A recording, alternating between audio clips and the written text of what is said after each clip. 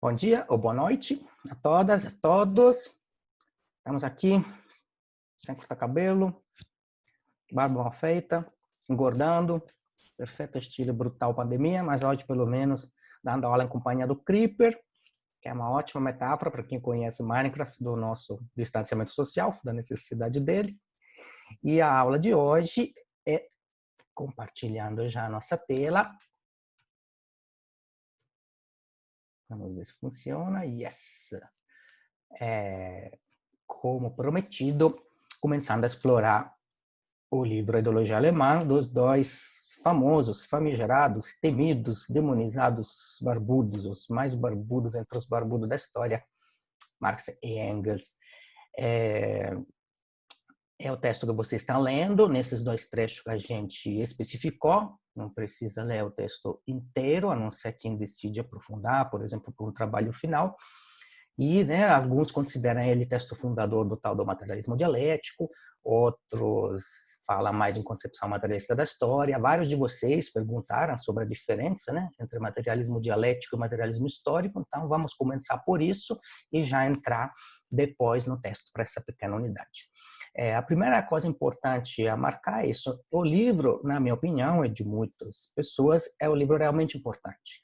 Só que é o livro que não existia na época do Marx e Engels, exatamente tal como o materialismo dialético. Então, a primeira coisa, a maneira simples de reconhecer, de distinguir o materialismo dialético da concepção materialista da história é simples assim. O materialismo dialético não existia na época do Marx e Engels, Foi construído, estruturado como um sistema, filosófico geral, muito depois que eles morreram. Então, nos livros deles, muito dificilmente vocês vão achar essa expressão. Vão achar muitas vezes o termo materialismo, muitíssimas vezes a palavra dialética, mas o tal de materialismo dialético foram algumas poucas pessoas na época do Marx e Engels que usaram esse termo para rotular, para definir o trabalho dos dois, mas eles não chegaram a construir algo como uma teoria filosófica completa que eles chamassem de materialismo dialético. Então, o mesmo acontece com a ideologia alemã, com o livro.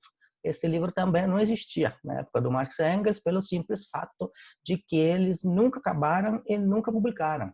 Não conseguiram publicar no momento e desistiram depois. Então, nem o materialismo dialético nem a ideologia alemã existiram, foram conhecidos, discutidos na época do Marx e Engels. Ele forma um aparato posterior, esse tal de dialectical materialism, esses manuais sobre o tal do materialismo dialético, foram construídos principalmente nas décadas seguintes à morte do Engels, e principalmente pelos estudiosos soviéticos, na União Soviética, especialmente no século XX, a partir da década de 20 do século XX, ou seja, depois da Revolução Russa.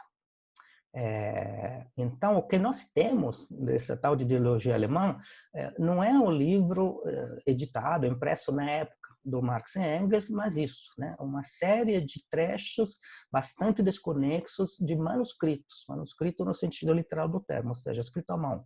Não tem nada de impresso da época deles. Para ter uma ideia de como assustadora e horrível era a escrita dos dois, a caligrafia dos dois, vocês têm uma ideia aqui de textos do Marx e do Engels, Vocês sabem que o Marx perdeu, também a vaga que ele tentou ir no cartório, basicamente, justamente porque a escrita dele era bastante irreconhecível. Esse também é o estilo de pensamento deles, De cancelar, voltar atrás, elaborar, nunca ficarem satisfeitos com o que estavam escrevendo, portanto, nunca acabar realmente, Reescrever, especialmente Marx tinha essa tendência a não conseguir finalizar o que ele decidiu começar.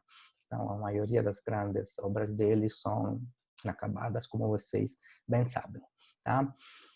E eles mesmos dizem isso. Em alguns momentos, o Marx cita a ideologia alemã, embora ele nunca publicou ela, por exemplo, no prefácio à contribuição à crítica da economia política, ele diz: eu e Engels resolvemos trabalhar para opor o nosso ponto de vista ao ponto de vista ideológico, Aí vamos voltar nessa termo, O que é ideologia, o que é uma coisa ideológica, Mas eles dizem: nós escrevemos esse livro para opor o nosso ponto de vista, que não é ideológico, ao ponto de vista ideológico da filosofia alemã, da restante filosofia alemã.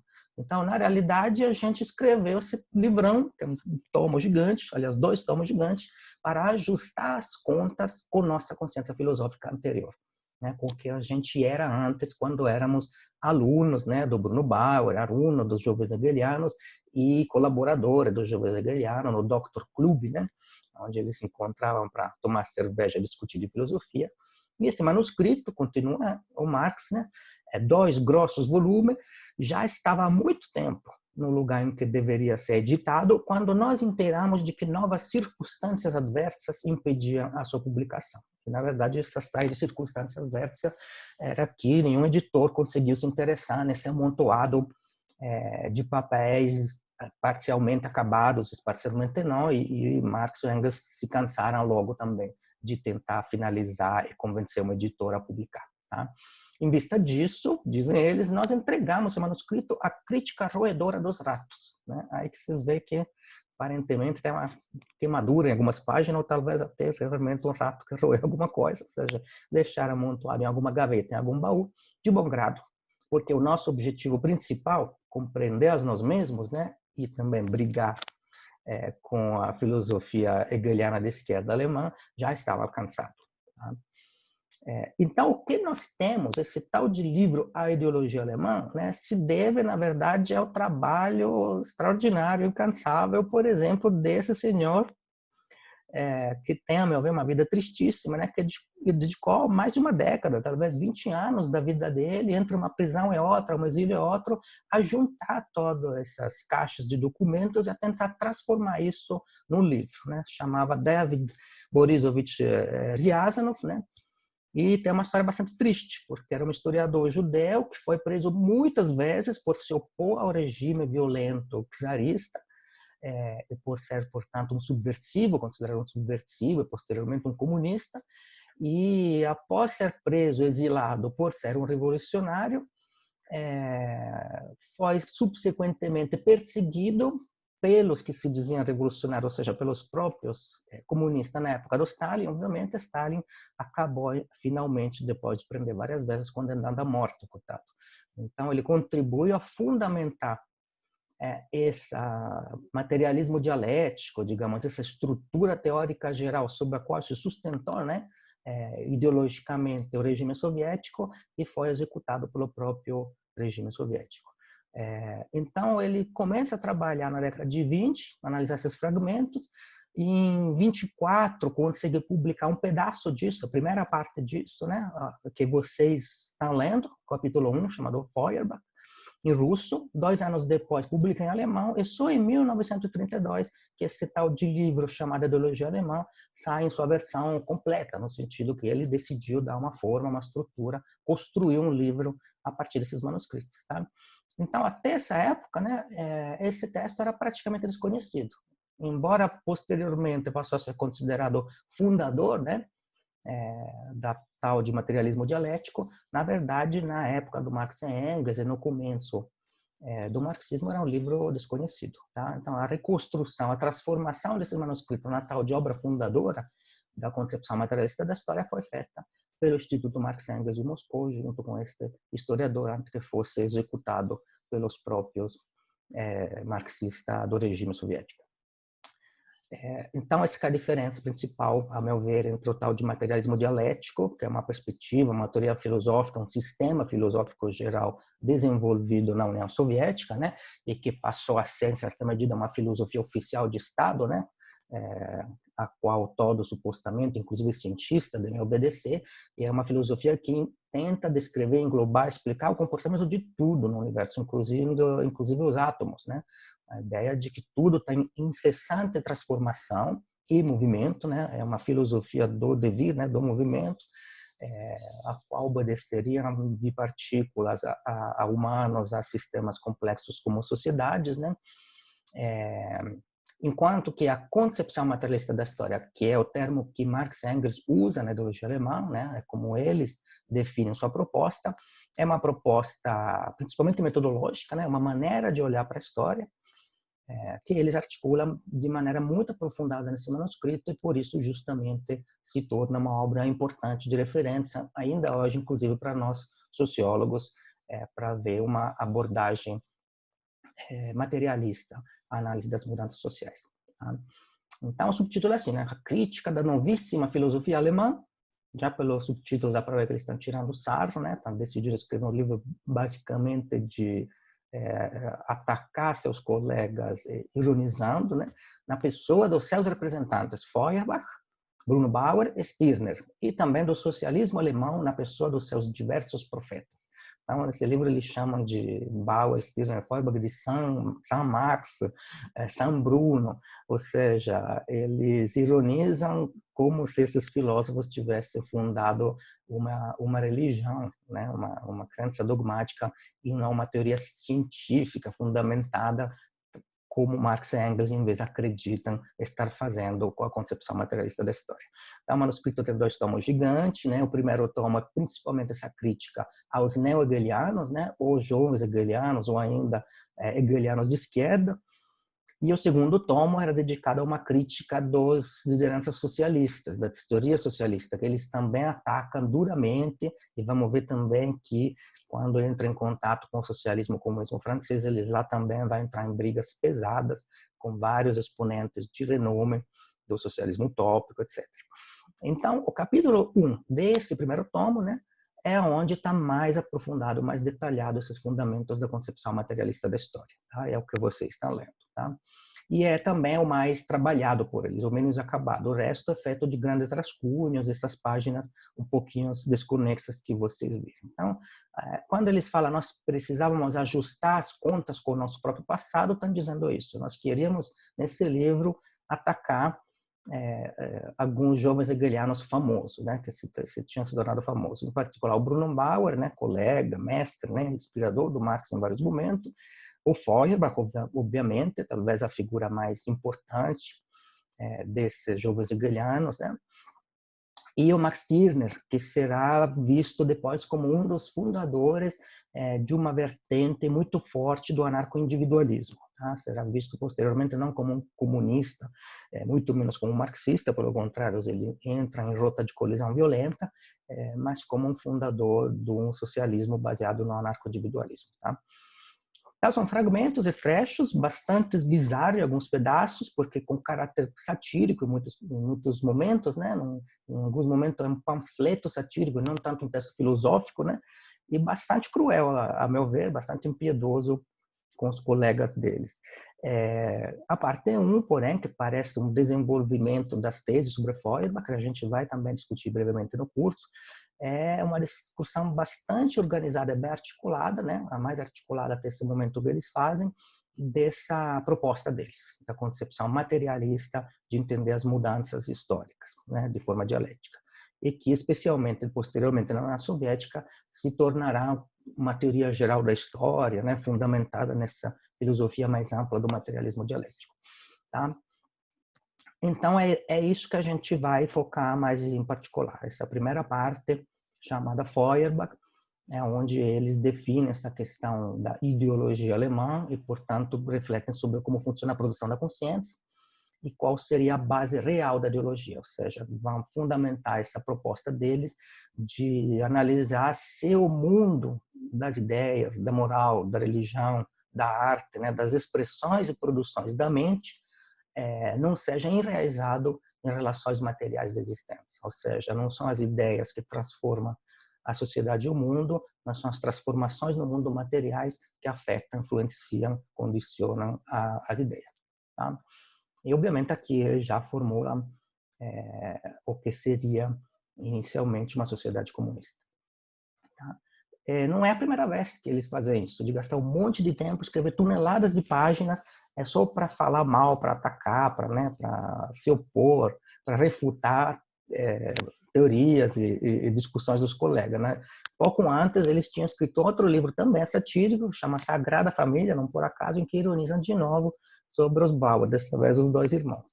E também, já quando Marx, como jornalista, escrevia grandes ensaios num jornal, né, na verdade, sobre a filosofia hegeliana, ele já, ao criticar a filosofia do direto de Hegel, já lá tinha dito isso, que as relações jurídicas, as formas do Estado, têm raiz nas relações materiais da existência. Ou seja, Não é na luta política por emancipação política, em tentar mudar as leis, que você realmente consegue emancipar o homem, realmente consegue transformar o mundo. Mas vice-versa, essas leis tendem a ser um reflexo de algo materialmente, fisicamente existente, que são essas tais de relações materiais existentes, que vamos aprofundar depois como funciona.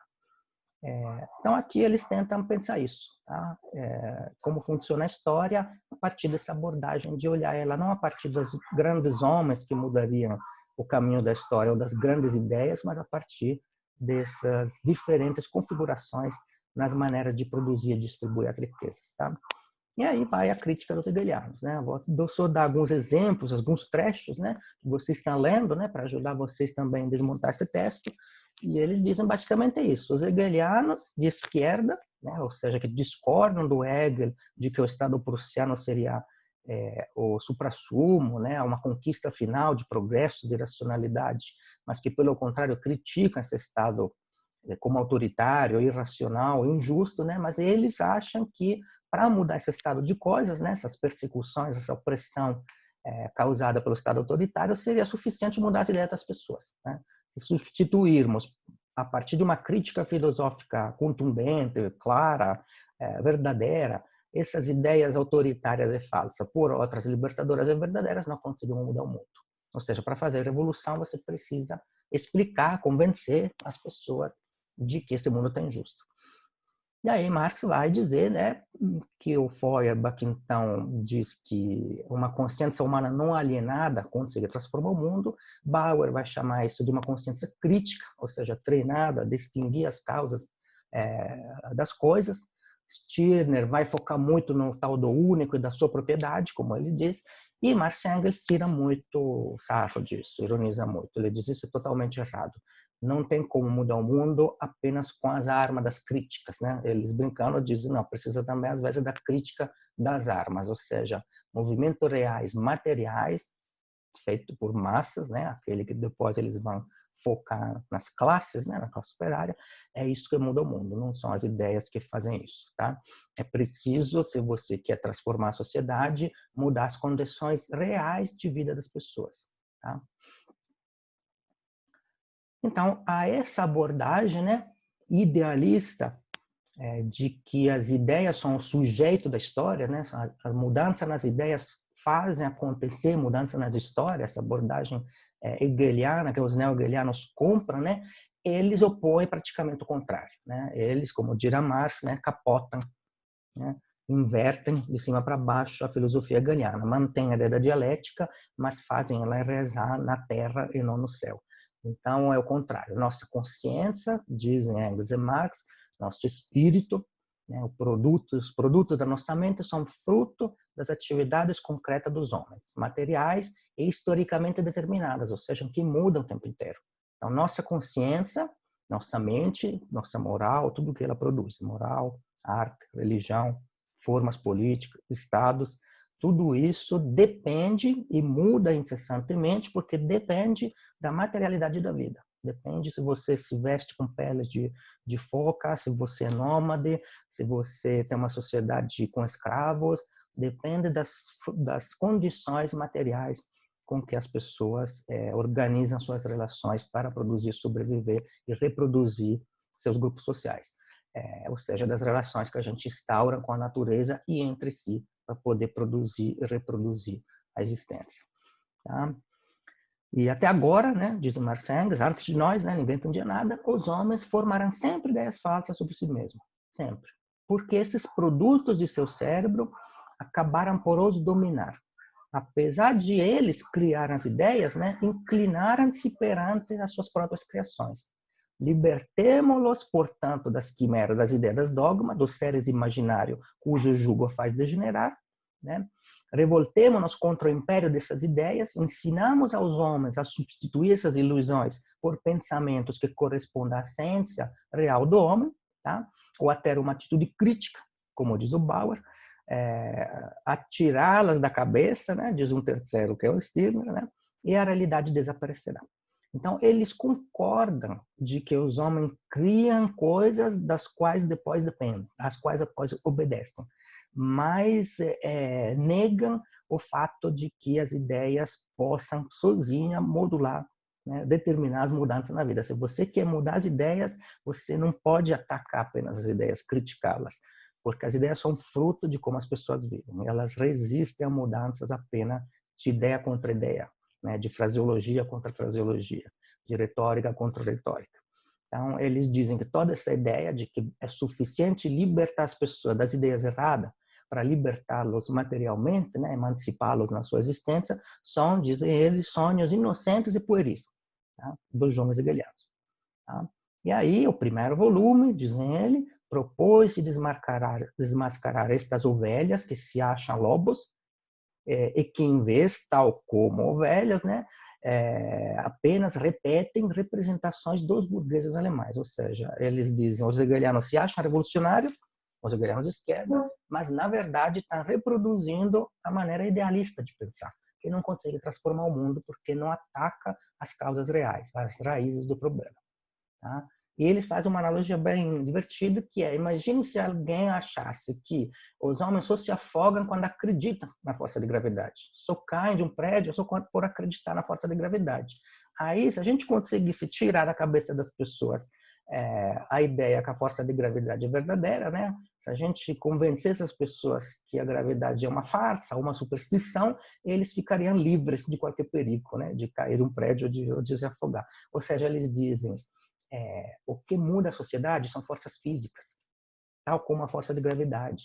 Tá? As relações sociais são tão materiais e tão físicas quanto as forças do mundo material. E, portanto, quem não mudar essas forças, quem não descobrir como elas funcionam, não tem chance de realmente transformar a estrutura social, porque vai só atuar em cima de ideias que são apenas um reflexo dessas forças físicas, né, reais para eles. Ou seja, né, os homens hegelianos consideravam as representações, os pensamentos, os conceitos, ou seja, todos os produtos da consciência, por eles tomada como autônoma, tá? Ou seja, o erro dos hegelianos é achar que a nossa mente é autônoma, consegue, as ideias surgem nela de forma relativamente independente das condições de vida concretas, do que a gente come, com quem a gente vive, como a gente produz, etc. Tá? Então, eles acham, os hegelianos, que esses conceitos e pensamentos são os verdadeiros grilhões, né, o que prende os homens a repetir um comportamento eventualmente errado.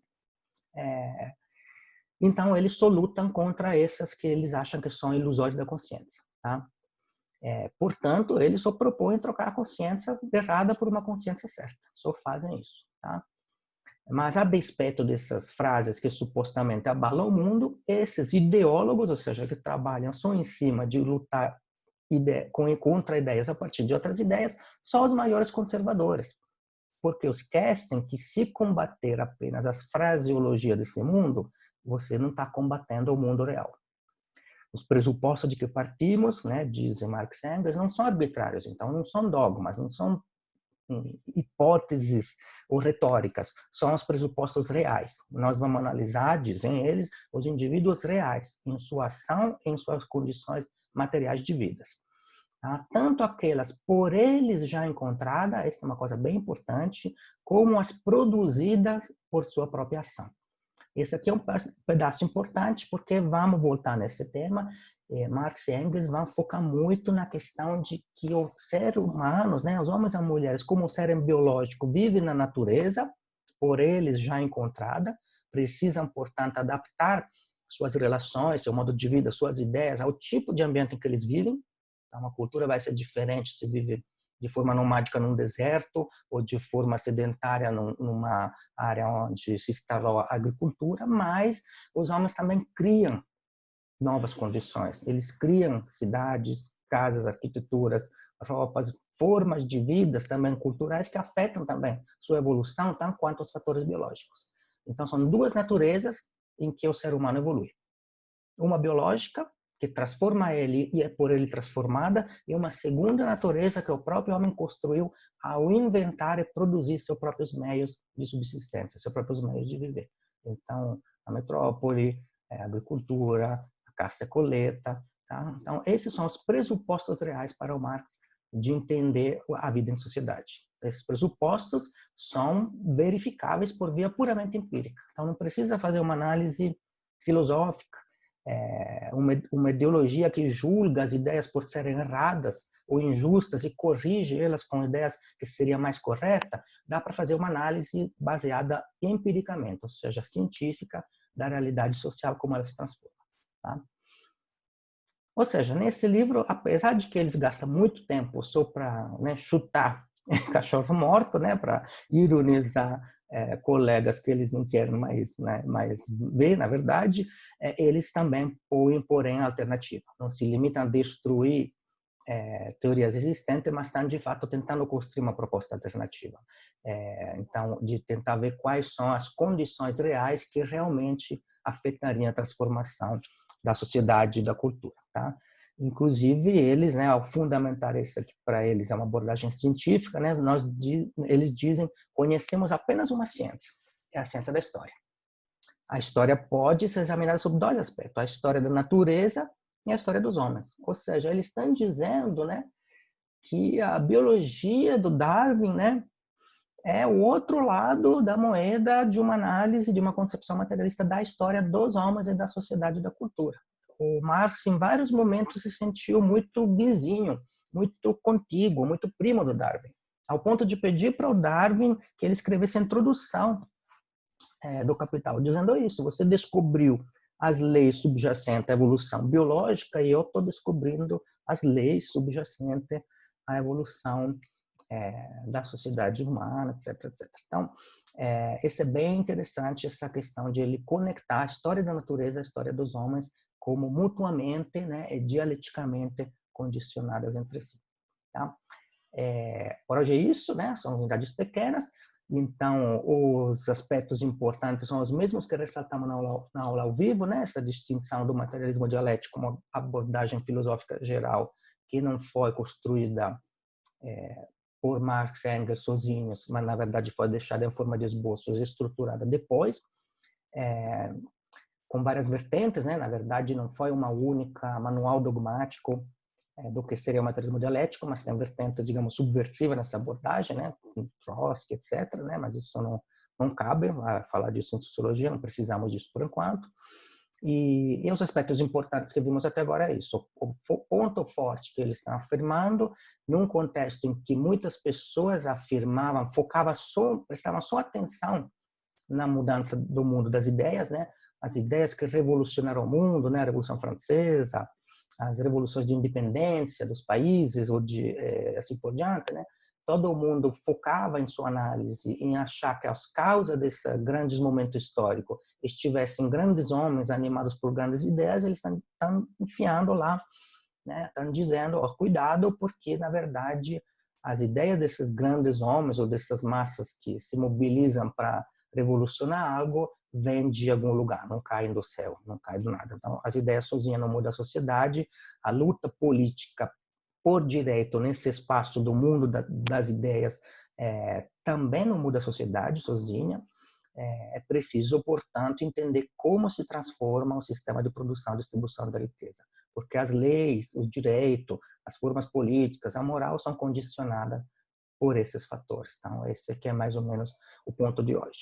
E nessa unidade não tem novas coisas para ler, então também não tem tarefas, né? De vez em quando você só refletem, curte e digere até a próxima unidade, mas tem um vídeo que faz sugestão sensacional do Norivaldo, agradeço, e que sugiro assistirem, né? Porque fala desse ponto delicado da crítica à religião, que todos os jovens hegelianos se dedicam intensamente, que Marx também inicialmente faz e depois meio que também critica os que focam só na religião como culpada da reprodução de um sistema injusto, porque ele também acha que a religião é mais um reflexo, junto com os outros, né, ideológico de situação subjacente, é lá que a gente precisa agir, então que não adianta criticar a religião, mas esse vídeo é bem interessante porque fala dessa relação entre uma crítica à religião e à esquerda em geral. Vocês vão ver que o autor desse vídeo também é uma figura muito interessante para a gente pensar. Por hoje é isso, até a próxima unidade e valeu!